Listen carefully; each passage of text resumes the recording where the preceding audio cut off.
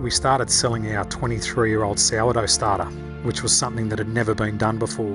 But then all of a sudden, when we put it out there that this was available, I think we did about 480 tubs of starter in the first week. I didn't realise there were so many sourdough nerds out there. It was crazy. This is the Deep in the Weeds podcast. I'm Anthony Huckstep. Back in episode 3, Jared Ingersoll stressed the importance of the local butcher, bakery and cafes and the role they play in the type of society we want moving forward. With restaurants forced into closure, our reliance on these important hubs of the community came to the fore and helped reignite food within communities. But these businesses have had their challenges throughout the pandemic, and it's not all been smooth sailing. James White is the operations manager of Bourke Street Bakery. James, how are you going? Good, thanks, Huck. How are you? I'm good. When the shutdown happened, many closed their doors and recalibrated, but Bourke Street Bakery soldiered through. What were the challenges that you faced during that period when it all sort of happened? Mate, I suppose the greatest challenge was the unknown. Like, I still remember, the day that David walked in the office. I think it was a Monday morning.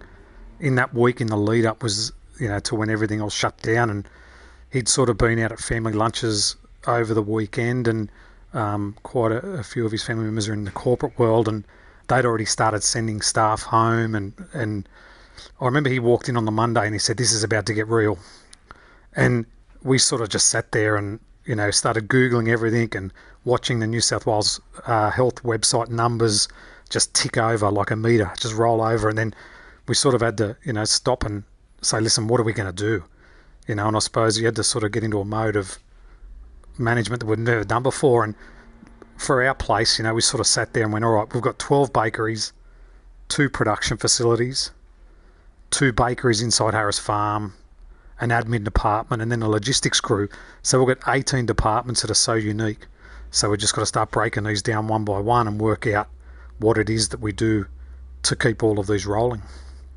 And, the main one that we sort of went was, like, we didn't know if we were going to be the next guys that had to shut down, so we sort of thought, well, bread will be the only thing that will be safe.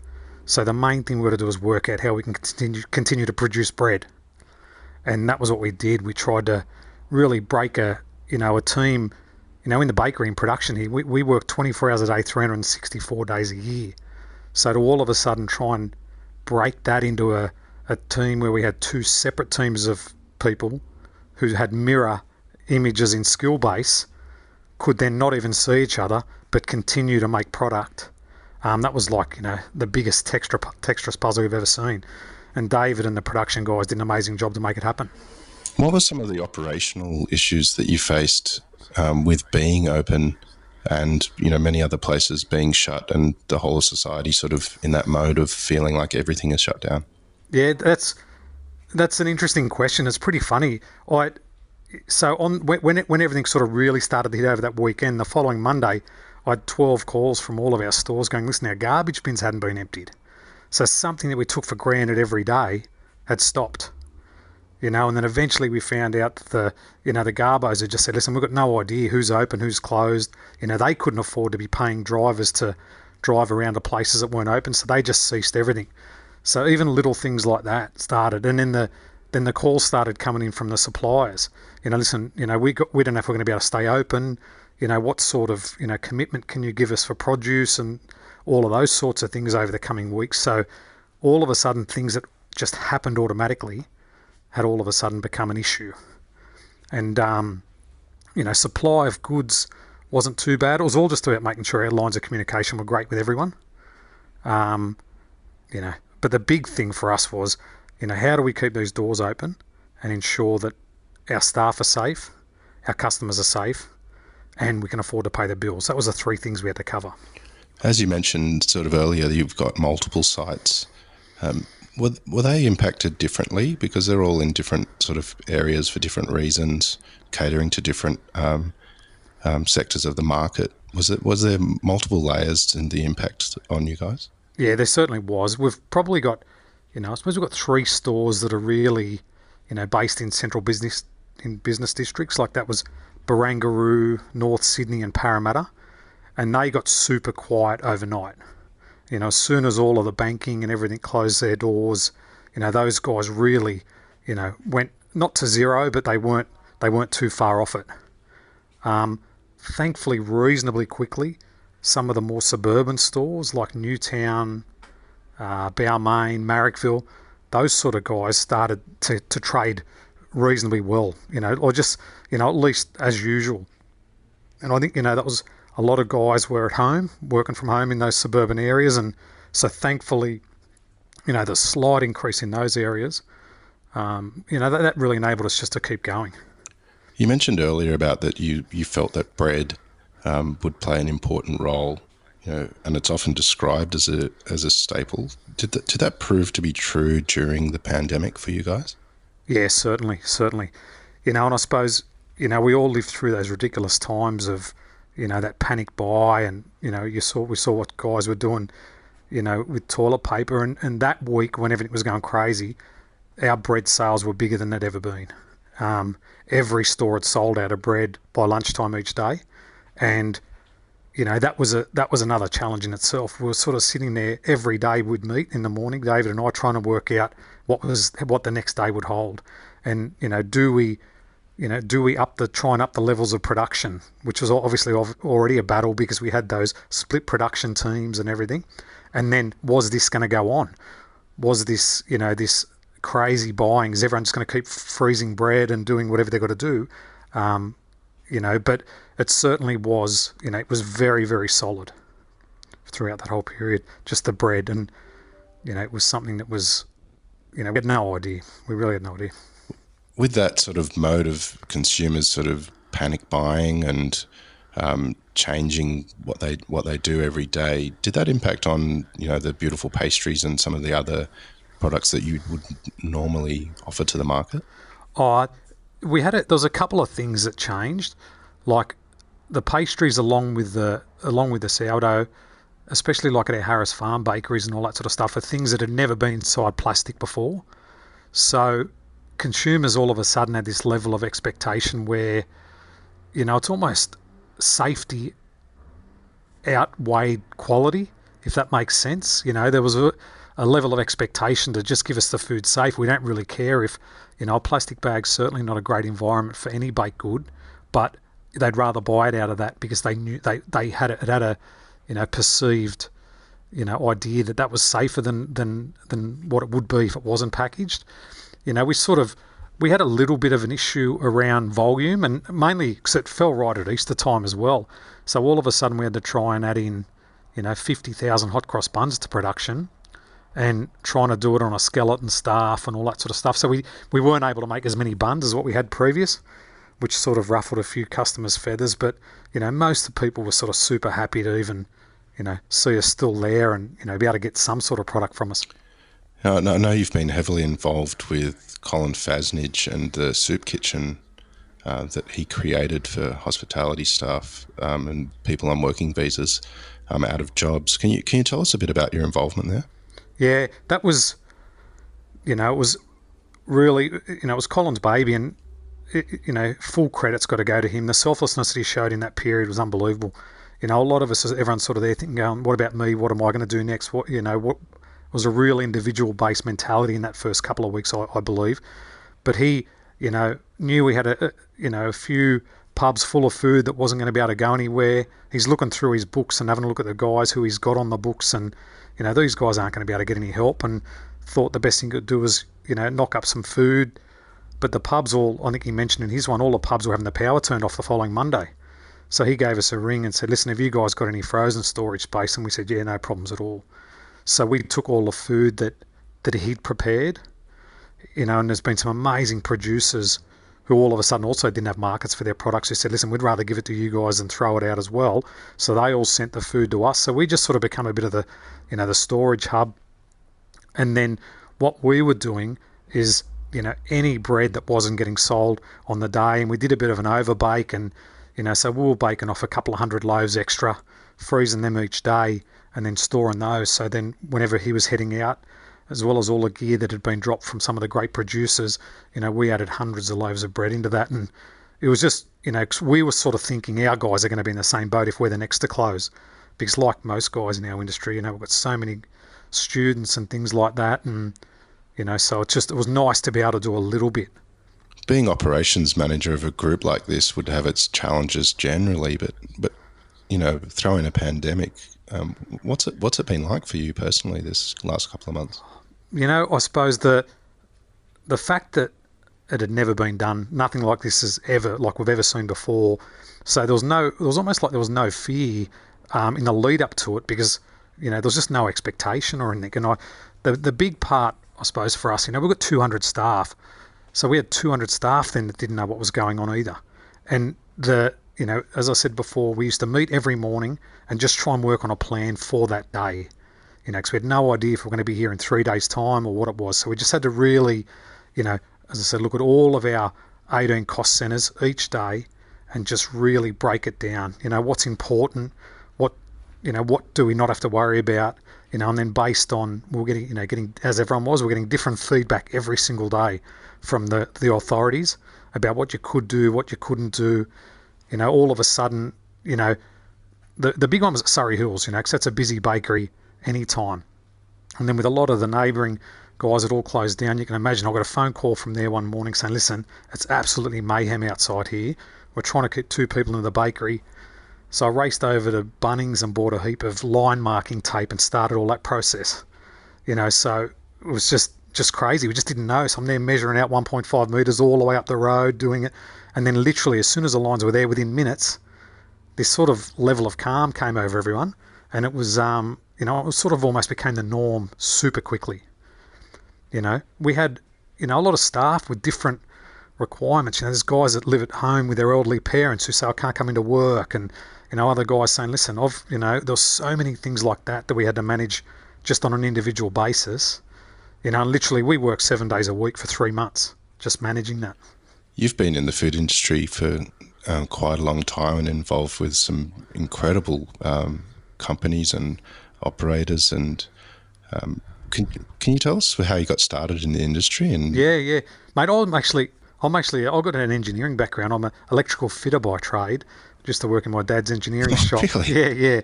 And that family business got sold back in the late 90s, and then I sort of wasn't really sure what I wanted to do. Like I had a real passion for food. I was very fortunate. My 2 grandmothers both cooked for a living, and so I sort of had that little bit of inbuilt, desire to head down that path. And I was sort of flumming around, not doing too much, doing a little bit of work in a bottle shop. And a mate who had a few milk runs said to me, listen, I need a guy to come and work on the King's Cross and Potts Point milk runs of a morning. So I went and did that for 2 years, which was a pretty wild old adventure, and learned a lot more in 2 years than what I had done previously. But there was an old fellow who had a little tiny fresh cheese run in the same area, and I used to see him every morning and we'd have a chat, but he was always struggling. I think he sort of liked the bottle a little bit too much, and I said to him, if you're ever ready to give the game away, let me know. And a couple of months later the phone rings and it was him, and he said, mate, I want to sell my little run, and that was it. So I bought his little van, and he had 20 customers.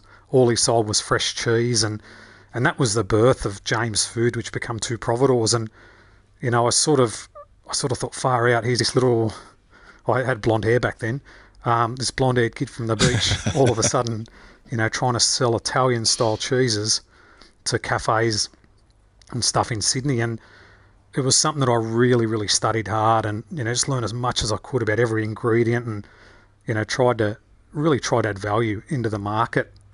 At the time, the 2 of the best providors in Sydney would have been Simon Johnson and Australia on a Plate, and they were both sort of vying over that real top end of the market. So that was when fine dining was still really prevalent, and they were always vying for that, but there was no one that was really sort of selling those style of ingredients down into the middle level of the market. And and that was what really became my ethos for the next 10 years, was to make great food accessible to all levels. Back in the late 90s, early 2000s, like, you'd be lucky to find goat's cheese on a cafe menu, and now you wouldn't be able to walk into a cafe without seeing those sort of ingredients gracing everyone's menus these days. And so that was a big part of what I did for a long time. Was really passionate about helping met so many little producers at markets and helped them get to market in a wholesale scale. And, it was something that I really, really loved doing. What did you learn about the food business in the early days that still sticks with you? Honesty is the best policy. You can't, there's no point trying to sell an ingredient as something that's amazing if it's not, and always deliver what you promise. When you're a providor, you got to make sure that, these guys, their livelihood is depending on, the promises you've made about the ingredients you can deliver. So just make sure that, you just do whatever you can to make sure that happened. And that was how we grew a little tiny business into something that was quite substantial and reasonably successful. Well, two providors is an amazing gift. Yeah. So the guys that own it now took over in 2012. The business had sort of outgrown myself then, and they've done an amazing job. They've really, really great infrastructure, and they've still got some of the same ethos, caring for the producers, and I'm glad to see, every time I see a two providors truck driving around, it really still puts a little smile on my face. What small producers did you help in the early days that you're proud of? One of the guys who was really, and I suppose they weren't all that small, but Meredith Dairies was one which was fantastic for us. They were guys that really understood how to scale up and how to do all of those things. They were fantastic. Mate, there's so many that we, had to really, lots of little small goods producers, and then even into the later days, like with the, Pepe Sayer I worked with extensively at the start. Because, that was, I actually used to supply him butter to make his desserts. He had his dessert business before he had Pepe.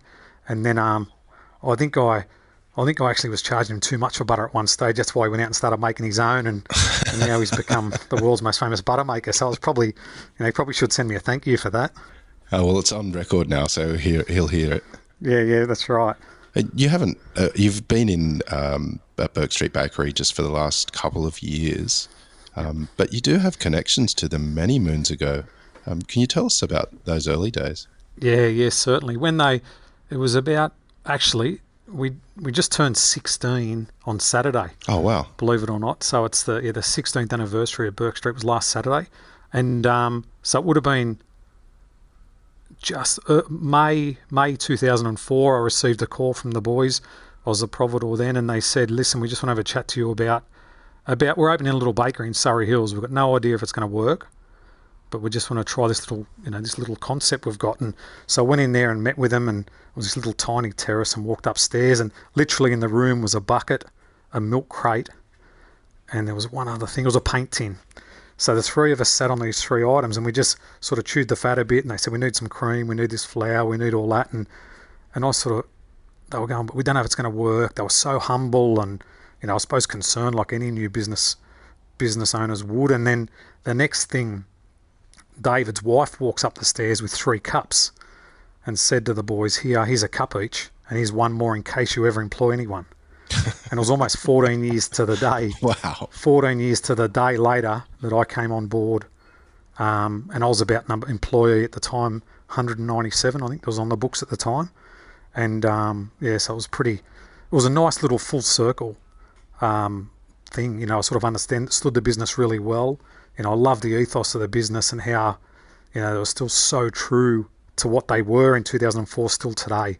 We make every pie by hand, every sausage roll by hand. Everything's still done the same way, just on a slightly bigger scale. Bourke Street Bakery is famous for its pies and sausage rolls. What did you do to make them more available to the general public? Well, when the pandemic sort of really gripped, we sort of were thinking, what how are we going to continue to raise revenue? If obviously all of the sort of dine-in had stopped and everything, what are we going to do? And, it had always been the thought pattern of David and Paul that, if you wanted to buy a Bourke Street pie and sausage roll, you have to buy it in one of our stores, baked by one of our bakers. That was always how they wanted the experience to be. But I said to David, listen, I think this mightn't be a bad idea. Let's try and, how about we try and sell these frozen to people? so that when they're coming in to grab their extra bread and doing all those things, that they get the opportunity to take those pies and sausage rolls home. We'll give them an instruction leaflet and let them try and bake them on their own. And, it was reasonably successful, and people really appreciated that, to be able to throw some stuff in the freezer, and it's still working well now. So it's still something we're doing across every store. And, the other interesting one on that was we started selling our 23-year-old sourdough starter. Wow. Which was something that had never been done before. Has the other bakeries been lining up to get it? Oh, well, you could get it previously when we used to do baking masterclasses every Saturday, and you could always get it then as part of the baking class, but it wasn't, that was like, 10 people a week. But then all of a sudden, when we put it out there that this was available, I think we did about 480 tubs of starter in the first week. Wow. I didn't realise there were so many sourdough nerds out there. It was crazy. And then we started doing those Instagram videos of George. George is the name of our starter, and, just the following and just the feedback and love and all that everyone stuck at home got out of those videos was unbelievable. And it was a really nice release for David and I as well, to stop thinking about, what's going on out there and just worry about trying to make an entertaining and informative video for people to, learn a little bit more about sourdough. It was a great release for us as well. You guys could be responsible for that massive boom in sourdough production at home during the pandemic. Oh, mate, I don't know if we're responsible, but we certainly would have added a little bit to it. How was the bread that they made at home? Have you got any sort of information back? We ran a few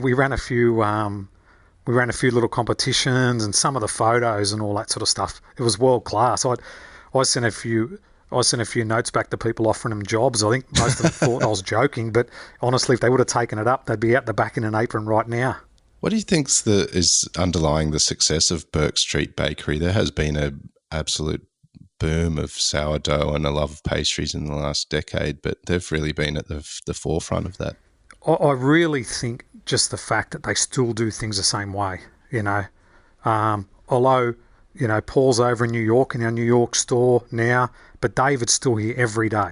Every day he's in the office, in production, and they're still making things the same way. Never cut corners on ingredients, never rush time, never do any of those things. We still slow ferment where slow ferment's needed, always buying the best ingredients, and that's what we've done. We've never got into wholesaling. We've always just concentrated on, supplying the best quality products we can through our stores, and that's I suppose that's probably in a way, we're not the coolest kids on the block anymore. There's guys out there doing, much fancier product, but we've really just stayed true to what we've always been, and just do it consistently well. It's been a pretty challenging period for all of your locations and all of your staff.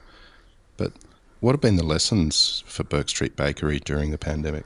I suppose that the big one was about how we can manage production on smaller teams and split teams. That was very interesting, because it was something that we'd never probably even given any thought to before. That was probably the most important one. Obviously, just that, that sanitising and hand washing and all that stuff, which we were always on about anyway, but it's almost like it's become second nature now. Whereas, guys are just constantly washing, and, and it's, and that's been really, really good. As I said, we've always had great hygiene practices, but it's almost like it's stepped up to another level again. And I suppose from a customer service point of view, we spoke about this a lot, about how, we're going to get opportunities to speak to customers that we've never spoken to before, because we were lucky enough to stay open. So all of a sudden we're going to have this vast new array of people who've maybe never been to Bourke Street before. So we're only going to get one chance to impress these guys, and we won't be able to do it with, flashy table service or whatever. So we just got to make sure that, our pies and our pastries are going to be the best pie and pastry these people have eaten. And then when they come back the next time, it's going to rival that time. And also that our coffee is spot on each and every time. And so we really just, spoke a lot about to our management team, just about the importance of making a good impression with these guys under trying circumstances. It's going to be hard on them. People are lining up. People have really got to wait patiently. So make sure as soon as they get to the counter, they're greeted with the biggest smile they've seen all day, and make sure that they're really, really happy with the service that they do get, and the products are outstanding. You've got many friends across the hospitality sector, and they've been doing it pretty tough, particularly in restaurants and cafes. Have you ever had any conversations or with anyone like sort of close to you, and what's your feelings about the industry at the moment? Mate, to be honest, when it all happened, it was a really, really bizarre feeling. Like I almost felt like this level of guilt that, I was still getting up and going to work every day when most of my peers weren't. And it was just a bizarre feeling. And, and I would speak to, a few of the boys, and, I spoke to, Colin was probably the one I spoke to the most through all of this, because we were doing a few little things together and doing his cooking show together of a Friday night and stuff. And, I suppose my thing for them was, listen, is there anything we can do to help? What can we do as guys that are still operating? And, thankfully he had a few young guys who weren't eligible for anything. So we took those on and we put those guys in a pastry section here and gave them a job. And, so there was a few other things like that, just about, really, we just had to keep our eyes on what we were doing, make sure we continued to do it well. And the big thing was not to get complacent as things started to soften as well. Like we were making sure that the compliance was being met, with such diligence that, it didn't matter. Even we were overcompensating on the compliance side of things. But yeah, as I say, on a personal note, it was really, I was just chatting to people, making sure everyone's all right, and just, you couldn't even go and share a beer, but I shared a few beers over Zoom meetings with a few guys, and, just really just checking in all the time, and, and just trying to stay positive, I suppose, with, and, in just at least put a little bit of sunshine around, What's your thoughts about the future, particularly with sort of hubs of the community and, the roles that a local butcher or bakery might play? Do you think that, coming out of the pandemic, that's something that we're all going to want a bit more in our little own communities? I truly hope so.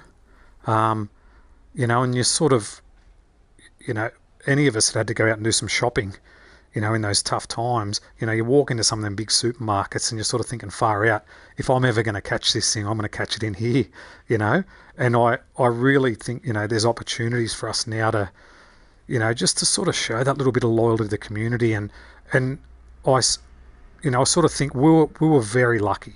And one of the reasons why is that, a pie or a sausage roll, tastes as good, if not better, out of a brown paper bag as it does on a plate. And if not better, yeah. Yeah, mate, it's true. You think about it. Think about the best sausage roll you've ever tasted. I bet it was out of a bag.